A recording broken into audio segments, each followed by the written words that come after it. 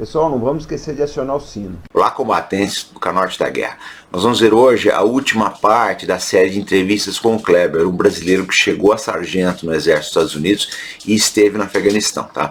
Então, o que acontece? Nas outras partes nós contamos a chegada dele nos Estados Unidos, o bootcamp, etc. E agora são algumas passagens dele no Afeganistão. Acompanhem conosco. Por exemplo, já vou lá no Afeganistão.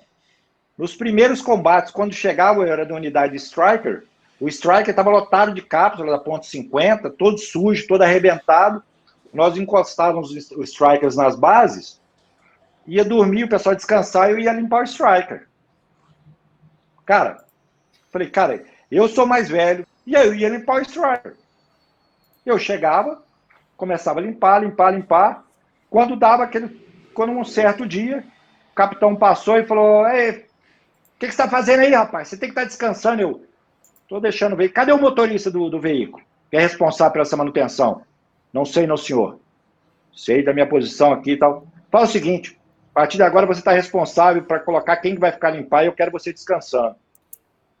Então, aquela coisa, você tem que se destacar de alguma forma. Exatamente. Aí só que eu cheguei pro pelotão e falei, galera, vocês não sabem o que aconteceu. Tem um filho da puta aí que arrebentou a gente. Agora cada hora vai ter que limpar o pessoal lá. E ele vou ter que escolher ainda. Olha sacanagem. Vai você e você. Tipo, eu nunca ia falar que fui eu que causei aquilo, né? Aí colocamos a galera e aí foi essa parte minha. E uma coisa que eu conto assim nas minhas palestras, eu contei, não desmerecer na minha segunda nação americana, mas um fato que aconteceu com os senhores quando nós chegamos de manhã, antes do café da manhã, tinha o hasteamento da bandeira.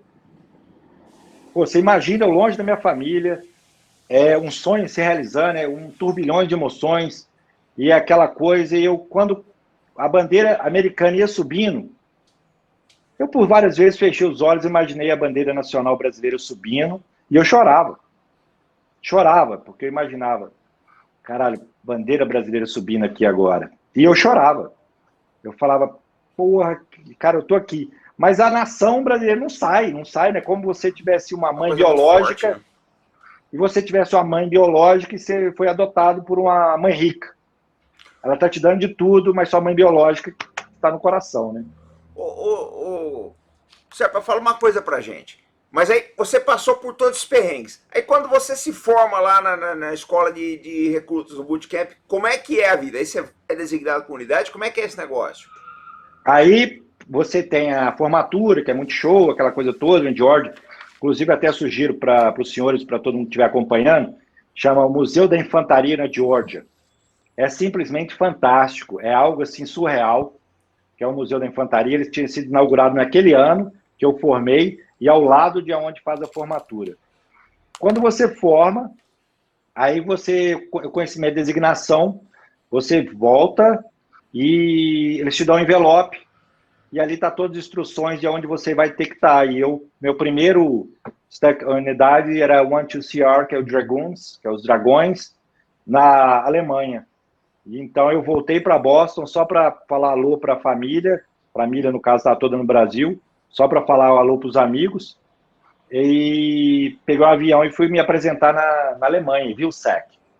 Ia lá e cada um. Aí, engraçado que quando eu achei que eu ia para o Alasca, porque ele falou o nome e falou Ferreira, Alasca. Eu falei, caralho, eu vou para Alasca não quero Alasca não. Eu cheguei e falei, Alasca não, ele. Você é um animal que está falando Alasca, você vai para a Alemanha, paga 50. Aí eu paguei 50, peguei, falei Alemanha. Aí eu falei, pô, a Alemanha é sensacional, eu vou para a Europa. Ele falou, sensacional. Você vai chegar, trocar sua meia e vai entrar no avião para o Afeganistão. Porque a minha unidade que eu fui já tinha se deslocado para o Afeganistão.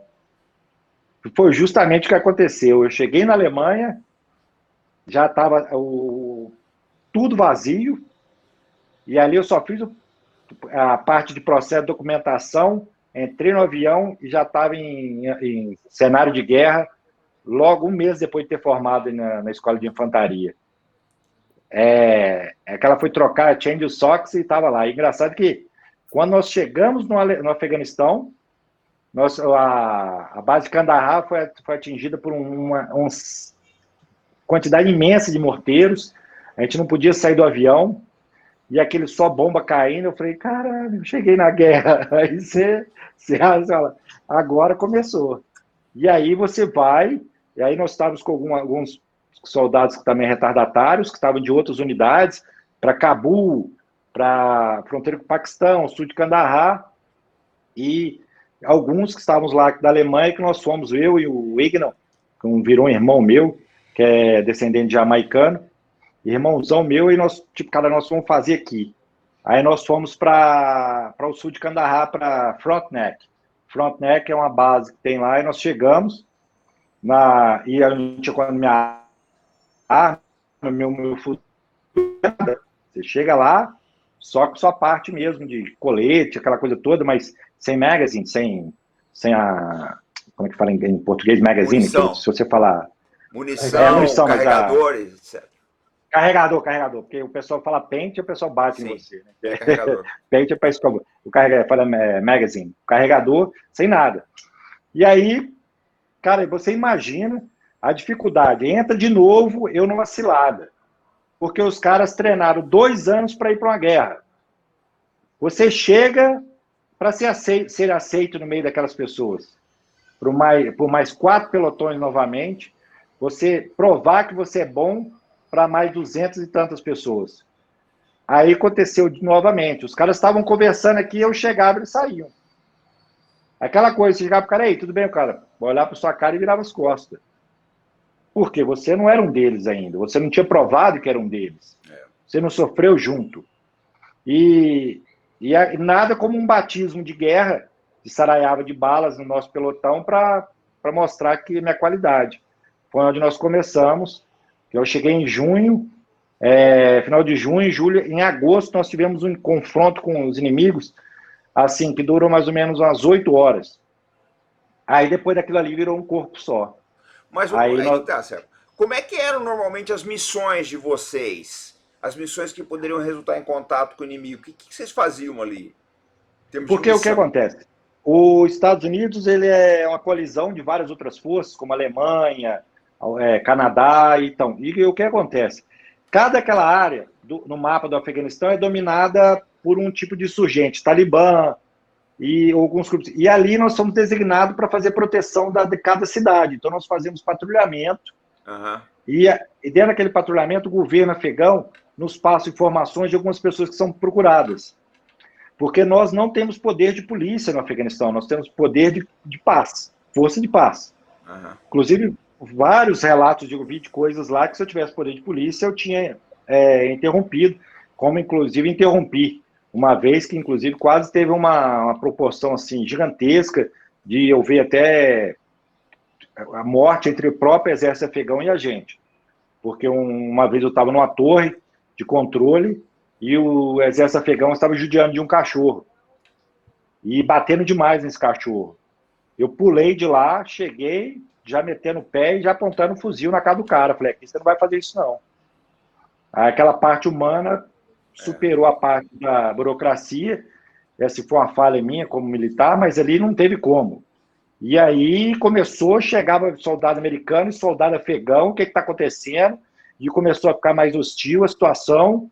E nisso, aí veio meu comandante, na época, o capitão Skelton, ele já chegou, eu falei, agora eu morri.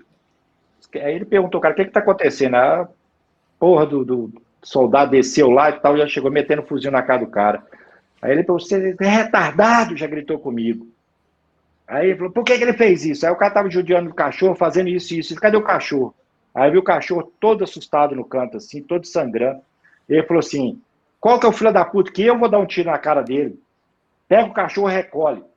E ele já tomou as 2, já partiu para cima do cara, que se ele fizesse aquilo de novo, ele ia ser expulso, que ia dar... Aí virou aquela merda. E depois apaziguaram, mas assim, nós trabalhávamos em conjunto com as forças de inteligência do exército afegão. Então, nós recebíamos algumas informações deles, nós também temos o Special Force, nós trabalhamos direto com eles, e eles tinham um serviço de inteligência que nos passavam informações de insurgentes. Houve um fato que um presídio com mais de 150 insurgentes talibãs fugiram, nós estávamos em missão nas montanhas, e nós estávamos em missão na montanha e dando segurança para uma ponte que estava sendo construída. Porque algumas pessoas não sabem, mas o exército americano ele constrói pontes, constrói escolas, constrói vários campos, essas coisas assim, para a população afegã mesmo, não só o exército dos Estados Unidos, o Canadá e tudo mais. E nós fazíamos as patrulhas, e assim, é um termômetro muito grande, algumas coisas que eu vou falar aqui, que não tem nada a ver, que ninguém aqui vai entrar, inclusive os ouvintes. Quando você chegava numa vila, 4, 5, 6 horas de foot patrol, patrulha a pé, 5, 6 horas. Quando você entrava numa vila que você não via criança, você sabia que ali ia dar merda. Vai dar merda. Não tem criança brincando? Tá armadilhado, né? Tem uma coisa montada aí. Tem. Aí o que acontece? Nós éramos atingidos muito por ID, que são bombas plantadas, né? Aí você tinha que ficar totalmente vigilante, onde pisar, encostar. E ali, por várias vezes, passava. Outras vezes nós perdemos um militar canadense que pisou numa ID dessa. Meu veículo foi atingido por mais 400 quilos de explosivo também, foi um explosivo device que foi plantado na rota. Então, assim, era uma área constante. Vocês operavam um blindado Striker lá? Striker. Agora, nossa unidade é só isso. Diz uma coisa, e o treinamento para vocês com relação ao Striker, vocês recebem nos Estados Unidos mesmo? Como é que é? Vocês já saem dos Estados Unidos já habilitados? Como é que funciona isso? No caso, essa unidade é na Alemanha. Então, eles treinaram 2 anos com Strikers, táticas todas, na Alemanha. Lá eu fiz aperfeiçoamento de técnicas de guerra e combate urbano depois que eu voltei da Alemanha. Ah, sim. Porque eu já era cabo, entendeu? Aí eu já era cabo quando eu tive acesso a todas essas escolas. Agora, é aquela coisa, nada melhor do que aprender fazendo, né? Pô, você chega lá, você fala assim, ó, porque é que a gente fala, qual que é a diferença de um soldado para um coronel? Uma bala. Se o coronel for atingido, o soldado tem que tomar a posição que ele tem que fazer. Então, você tem que estar apto a fazer qualquer coisa. Por exemplo, eu tenho aqui certificado meu de medalha aqui que fala, Kleber Serpa Ferreira operou fuzil M4, Grenadier, 240, 249, lança-granada, tudo numa missão. Aí você fala, mas quantas armas, cara? É aquela coisa, você tá ali, o cara machucou, me dá. O cara machucou, exatamente, me dá. Você não tem tempo, por exemplo. Imagina num combate, o cara do lado é alvejado, machucou por algum motivo, você vai chegar aqui, como que eu uso seu artefato? Não existe, você tem que estar apto a municiar. O que eu passo para as pessoas hoje, hoje não existe o profissional, existe a multitarefa, você tem que ser bom em várias coisas. Acabou essa história do cara que era bom, sou bom nisso. Não existe mais isso. Se você, por exemplo, nós aqui todos, nós somos vendedores, nós somos relações públicas, nós somos de tudo um pouco, para você ser o profissional que você é. Então, isso que me agregou muito no Exército dos Estados Unidos, porque eu já venho dessa parte de comunicação, parte de vendas, parte de comunicação. Essa aí agregou o quê? Eu estar na hora certa, no lugar certo, saber conversar, saber hierarquia, saber lidar com o superior, saber o jogo de cintura para dar ordens, porque você sabe, é muito mais fácil receber ordem do que dar. Quando você está... Eu estava com um coronel e foi muito engraçado que eu era comandante da equipe de segurança nas Olimpíadas, na Copa do Mundo. Eu tinha um serviço de inteligência e de segurança da multinacional. E eu cheguei para o coronel uma vez e falei, coronel, eu não sei nem como eu falar com o senhor, mas é porque tem que ficar lá no aeroporto. E assim, ninguém queria ficar no aeroporto. Ele bateu nas minhas costas e eu falei, pô, cara, eu fico sem graça, como é que eu vou dar ordem para um coronel? Ele falou, cara, é o melhor serviço do mundo. Me dá a ordem que eu vou lá cumprir, eu não tenho que pensar em nada, só me fala o que eu tenho que fazer. E realmente é o melhor serviço do mundo. Eu fico vendo algumas pessoas reclamando, cara, eu não consigo fazer isso, consigo. Eu falei, cara, você tem o trabalho mais fácil do mundo. Quando você passa na parte de gestão, na parte de realmente dar ordens e lidar com a parte, aí que sim que sua vida vira... tem que pensar nas consequências. E ver a responsabilidade, né? Você está dando uma ordem, você é responsável por aquela ordem. Exatamente. Sim. Você é responsável pelo que vai acontecer ali. O que acontece, por exemplo, quando eu estava na Alemanha, tinha o platoon sargent, né, que saía do pelotão, tal, ele falava, amanhã, por exemplo, ele chegava para a gente, né, sargento, tal, Só entrava NCO e oficial na sala de reunião. Aí virava, por exemplo, para mim... Ó, assim, explica para o pessoal, porque o pessoal não sabe o que é. O NCO é o sargento, né? É o Non-Commissioned Officers, né? Non-Commissioned Officers, que o pessoal não sabe aqui. NCO são sargentos. Começa com E5, E6, E7, E8 até E9, que é o sargento major. Tem aqueles rankings de vocês, porque lá é o seguinte, existe Green to Gold. Green é o NCO, que são sargentos, e o Gold é os oficiais. Você entra como segundo tenente, capitão e so far so long. E aí o que acontece? Inclusive tem um sistema, quando você é sargento, você pode fazer uma prova para virar oficial dentro do exército. Chama Green to Gold. Você vai sair do verde. Inclusive, 2 amigos meus fizeram. Então, um é Warrant Officer, foi considerado agora Warrant Officer, que ele, inclusive, é aquele que eu te falei, que do Base Training, que nasceu no México. Uhum. Ele era soldado, E2, com 1 ano e meio de exército. Ele já tinha o Pathfinder, já tinha Airborne e Air Assault. O Pathfinder acho que é o nosso precursor paraquedista aqui no Brasil, né? Que o cara pega tal, o Pathfinder, o paraquedismo, com 1 ano e meio. Então ele chegava no local, os caras olhavam e falavam, tira isso daí, você comprou isso aonde? Que achavam que ele estava colocando na farda porque ele não podia, não tem condição, um moleque de 19 anos tem estudo. Ô Kleber, fala uma coisa pra gente. O Warrant Officer é o tipo suboficial nosso aqui no Brasil? Como é que é? O Warrant Officer, inclusive, eu me aperfeiçoei mais, porque esse amigo meu foi considerado. Ele é designado para uma função, ele não recebe, que ele não faz prova, nada. O próprio exército pega ele... É comissionado naquela função, ele tem confiança, o exército tem confiança nele. E ele vai para uma área, por exemplo, aviação, ele é o Warrant Officer de aviação. Então é um cara que vai dominar tudo sobre aviação, ele vai ser o ponto de apoio de aviação daquela região. Uhum. É um cargo, assim, até inimaginável pra gente, assim. Esse amigo meu Você sabe que eu assisti aquele filme, o Albert, inclusive, fez uma resenha muito boa aqui no canal, o Falcão Negro em Perigo. E a maior parte daqueles pilotos que caíram lá na Somália, eles eram Warrant Officer, né? Eles eram... O Warrant Officer, aí assim, você fala, porque é raro, você não vê o Warrant Officer em qualquer lugar. Eu tive muito contato quando eu estava na Virgínia, em Washington, que eu estava sempre no Pentágono, e então você vê, aí você vê o Warrant Officer é mato. Mas então, por exemplo, na Virgínia você não vê, na Alemanha você não vê, muito menos ainda no Afeganistão, quando você vê, é raro. Você até, na verdade, passa até desapercebido para a gente.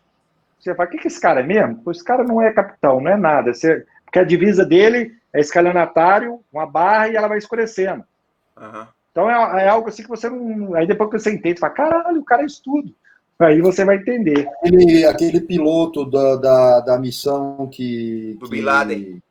Bin Laden também era Warrant Officer. Warrant Officer.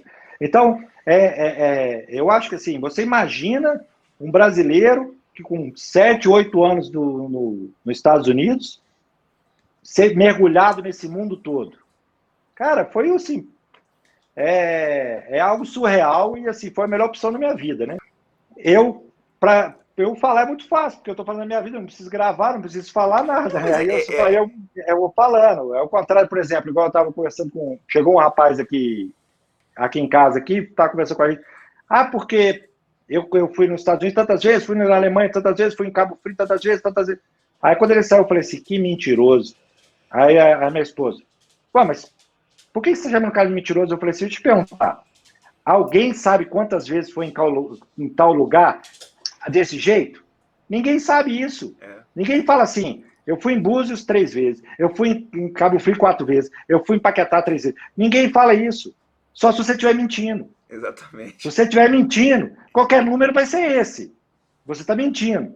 Agora, se você perguntar assim, Robert, me fala os últimos lugares que você foi, quantas vezes você foi? Você não vai responder assim rápido, nem pro caralho. Vai ter que coçar a cabeça. Pô, tem que ver. A não ser que você vai mentir. Se você for mentir, você vai falar 3 vezes Estados Unidos, 4 vezes França, 4... Agora, aí minha esposa falou, não, tem hora que é chato, porque a gente tem técnicas que a gente vai aprendendo, né? Inclusive, O que eu falo é dizer o seguinte, porque no embuste nós temos vários embustes aí que foi isso, policial da SWAT, tem vários aí que é embusteiro aí que pegaram o cenário mundial, cenário nacional, coisa. Mas você ter a sua história no site oficial do Exército dos Estados Unidos não é fácil, não. Eu teria que ser muito bom para enganar os caras, viu? Você faz o seguinte, vamos fazer um negócio agora que eu pensei aqui agora. Você ganhou uma Purple Heart, é isso? Medalha de ferimento. Sim. Então, mostra ela aqui. Gente, levanta mais um pouquinho cada legenda, traz para tua esquerda, não, porque isso. Pega a legenda aqui, isso. Gente, vocês estão vendo a Purple Heart, a medalha por ferimentos em combate, tá? E o Serpa, no próximo vídeo, ele vai contar pra gente como ele ganhou essa medalha. Isso não é para qualquer um não, gente. Isso daí é prova de que o cara pegou pauleira. Bom, gente, esse foi o nosso vídeo de hoje. Se vocês se inscreverem pra cá, tá, e pedir, então nós vamos trazer o Kleber para uma live e ele vai contar como ele ganhou a Purple Heart dele. Então é só comentar, não esqueça também de compartilhar o vídeo e dar esse joinha. E nós voltamos amanhã, sempre com responsabilidade, compromisso e fé no Brasil, pessoal. Até mais.